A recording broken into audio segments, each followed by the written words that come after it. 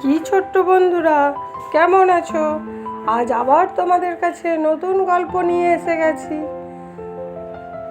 তোমরা গল্পটা পুরোটা শুনো কিন্তু। একদিন এক শেয়াল আর এক সারস দুজনে ঘুরে ঘুরে বেড়াচ্ছিল। তারা অনেক দিন ধরেই বন্ধু হয়েছিল। তখন শেয়াল সারসকে বলল, আমরা তো বন্ধু, আমাদের উচিত একদিন একে অপরজনকে নেমন্তন্ন করে খাওয়ানো। সারস বলল, হ্যাঁ ভাই, তুমি তো ঠিকই বলেছ, এটা তো সত্যিই উচিত।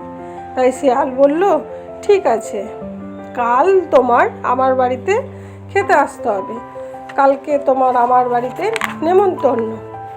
সারস রাজি হয়ে গেল। তারপরের দিন সময় মতো শেয়ালের বাড়ি সারস এসে হাজির হলো। শেয়াল তখন রান্না বান্না সব কিছু করে নিজে বসেছিল। বলল, হ্যাঁ হ্যাঁ বন্ধু, এসো এসো, আমি তো তোমার জন্যই অপেক্ষা করছিলাম। সারসও খুব খুশি মনে শেয়ালের বাড়িতে এলো। তারপর শেয়াল একটা চ্যাপ্টা থালায় সারসকে ঝোল খেতে দিয়ে নিজেও ওই একই রকম থালায় খাবার বেড়ে নিল। দুজনে একসঙ্গে খেতে বসলো। শেয়াল অনায়াসে তার থালার ঝোল জিভ দিয়ে চেটে পুটে খেয়ে ফেলল। কিন্তু বেচারা সারস সরু আর লম্বা ঠোঁট দিয়ে থালার ঝোল সে খেতে পারছিল না। ফলে সে খিদে নিয়েই দাঁড়িয়েছিল। শেয়াল সারসকে খেতে না দেখে বলল, ভাই, তুমি তো খুব ভালোভাবে খেলে না, কিছুই তো খেলে না দেখছি, তোমার কি শরীর ফরীর ঠিক নেই? সারস শেয়ালের ঠাট্টাটা বেশ বুঝতে পারল, কিন্তু কোনো কথা বলল না। সারস শেয়ালকে বলল, হ্যাঁ ভাই, আজ আমার খিদেটা খুব একটা নেই। কিন্তু মনে মনে শেয়ালকে জব্দ করার জন্য সে ফোন দিয়ে আঁকতে লাগলো। সে যাওয়ার সময় বলল, ভাই, তোমাকেও কিন্তু একদিন আমার বাড়িতে খেতে আসতে হবে। শেয়াল বলল, অবশ্যই, কেন নয়, নিশ্চয় আসবো। তার কিছুদিন পর সারস শেয়ালকে তার বাড়িতে খেতে ডাকলো।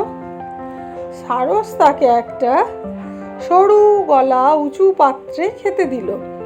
আর শেয়াল অনেক চেষ্টা করেও সেই পাত্রের খাবার কোনোভাবেই মুখ ঢোকাতে পারল না, খেতেও পারল না। এদিকে সারস বেশ তার লম্বা সরু চুচালো ঠোঁট দিয়ে অনায়াসে খাবারটা খেয়ে ফেলল। শেয়াল তখন খিদের জ্বালায় বেশ কাতর হয়ে পড়ল, কিন্তু সারসকে কিছু বলতে পারল না। শেয়াল রাগ না করে মনে মনে বলল, এখানে তো সারসকে কোনো দোষ দেওয়া যায় না, কারণ যে পথ আমি দেখিয়েছি সেই একই পথ সারসও অবলম্বন করেছে, তাই সারসের এখানে কোনো দোষ নেই। তাই এর থেকে বন্ধুরা তোমরা কি শিখলে? অন্যকে জব্দ করতে গেলে অনেক সময় নিজেকেও জব্দ হতে হয়, কি তাই তো? ভালো লাগলে একটা লাইক করে দাও, আর যদি তোমাদের চ্যানেলটিকে এখনও সাবস্ক্রাইব না করা হয়ে থাকে তাহলে করে নাও।